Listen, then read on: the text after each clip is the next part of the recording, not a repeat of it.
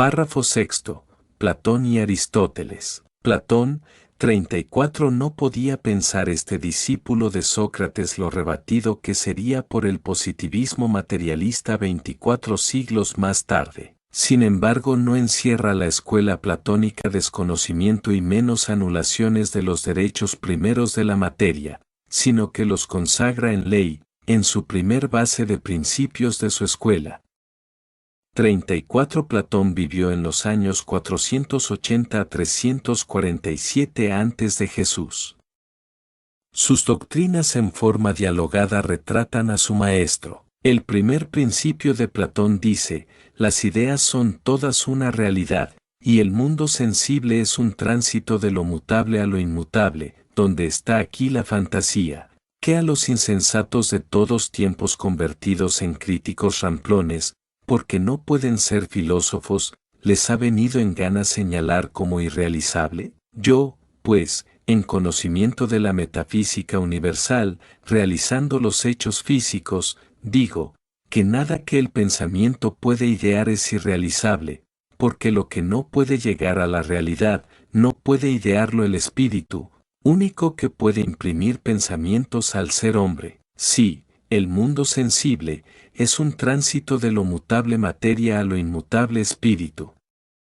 Pero a Platón no le fue dado explicar el secreto de ese tránsito, porque no era para entonces, sino para ahora.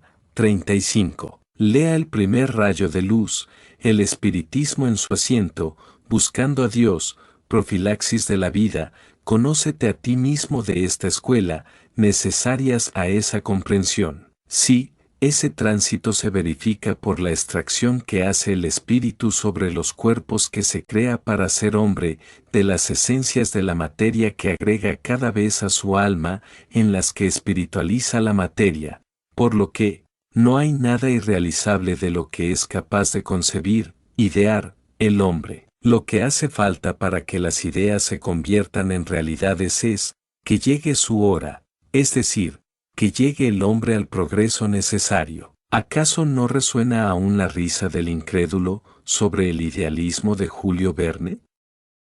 Pero, ¿qué dirán a la vista de los dirigibles, los aeroplanos rasgando la atmósfera y los automóviles, adelantándose al viento en su veloz carrera? Todo lo que puede idear el pensamiento, es realizable, y cuanto más idean los hombres, más nos obligamos a progresar, idear, pues, cada día más, que ya llegará el momento de la realidad.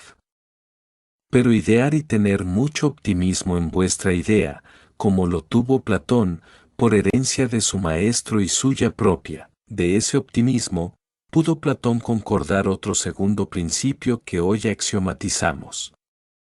La unidad consiste en la ley del espíritu, y como el espíritu es el creador único de las formas, resulta probado que las ideas son del espíritu, y por esto, también la multiplicidad resulta exclusivamente de la combinación de las ideas. Y la causa de todo el bien que podemos disfrutar en los efectos que palpamos materializados, hijos son de las ideas. No hay duda que estas ideas le dieran a Platón las nociones de psicología del alma humana. Pero que a falta de medios de comprensión, supuso que la concupiscencia del alma radicaba en las partes genitales del ser humano, que no es un error, sino falta de comprensión. Pero la idea desarrollaría el estudio fisiológico y la anatomía, buscando la causa. También ideó Platón que la irascibilidad se concentraba en el corazón y la razón en el cerebro. ¿Es esto error? Sí y no. Sí, porque todos los defectos y virtudes solo radican en el alma y el espíritu, y en realidad y verdad suprema, solo en el espíritu, en su mayor o menor grado de perfección. No, porque en verdad se reflejan en esos órganos, pero que solo son como el espejo, que retrata fiel la imagen de la persona. Todo lo que lo explicaría hoy el espiritismo, por aquella unidad consistente solo en la ley del espíritu, pero que en la individualidad del hombre y el espíritu no puede dar más que lo que él solo posee, pero en la solidaridad de los espíritus, que es el espiritismo, se suma la sabiduría de todos. con lo que un solo hombre puede saber, si está en ese progreso, todo lo que saben todos los espíritus y así convertir todas las ideas en realidades tangibles y anatómicas. Ahí os queda el medio de materializar el espíritu, las ideas y de espiritualizar lo rústico, la materia.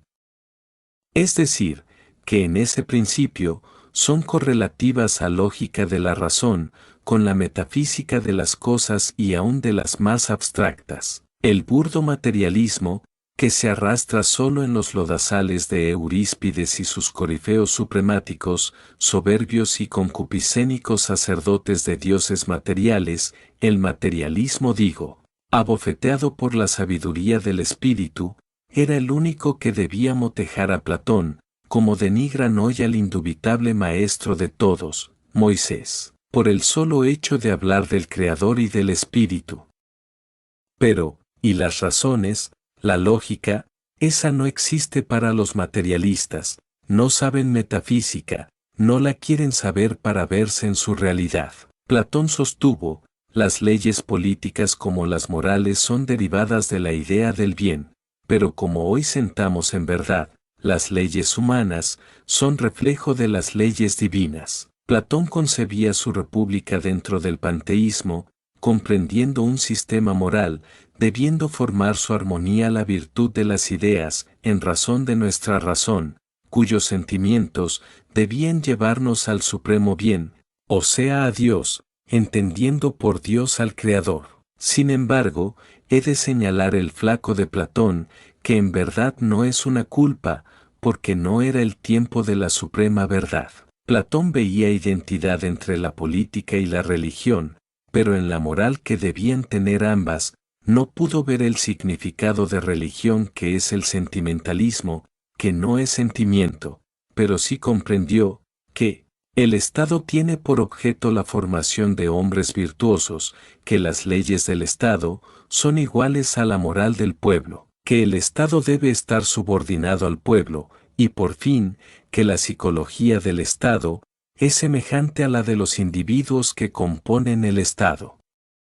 Principios todos, de los que excluye la religión, porque todos ellos tienen que apoyarse en la ciencia, la que no pueden tener las religiones, porque dejarían de ser religiones. Platón es, por todo lo expuesto, el crepúsculo del día de las ciencias razonadas y pone en discusión la ley de la materia, con la ley del espíritu.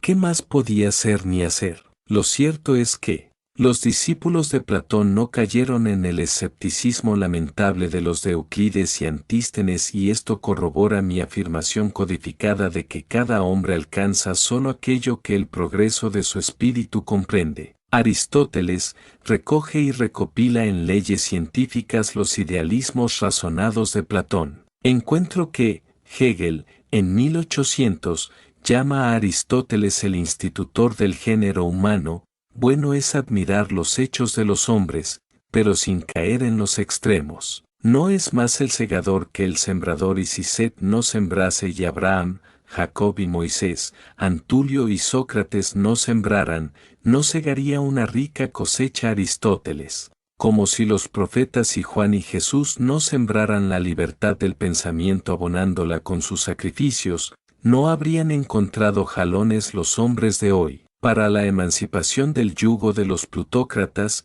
civiles y religiosos. Por lo tanto, le digo a Hegel que, Aristóteles, es un obrero de la humanidad, un buen segador, pero no el institutor, cuyo título nada le honra a Aristóteles, ya que no fue, porque no puede ser Dios, creador, fundador e institutor de las humanidades. Pongamos cada cosa en su justa medida, en el lugar que le corresponde y acabaremos con los excesos, porque no llegaremos a los extremos. Platón sembró directamente para Aristóteles, como Hertz sembró para Guillermo Marconi, pero, ¿acaso no están esos principios en el sistema de Demócrito? ¿Y éste no los recibió de Sócrates y Antulio y los comprobó en los escritos de Set en la India? Aquí se me va a preguntar, ¿de quién los recibió Set? No debo contestar categóricamente, No es de los cursos populares esa filosofía metafísica, pero os remito a las obras señaladas en la página 55 y leeréis, y cuando seáis capaces de entrañar allí, lo comprenderéis.